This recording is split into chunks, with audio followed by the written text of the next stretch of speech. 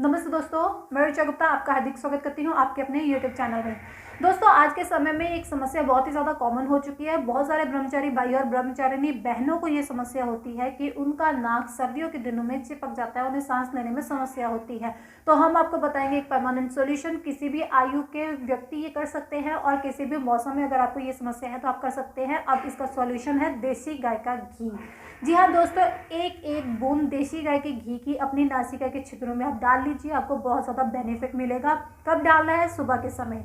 अपना आमाशय साफ करने के पश्चात जब आप प्राणायाम करें, व्यायाम करें, रनिंग करें, कुछ भी करें, तो उससे पहले आप ये कार्य कर सकते हैं। आपको सिर्फ 10 मिनट लगेंगे, बहुत ज़्यादा बेनिफिट मिलेगा। धन्यवाद।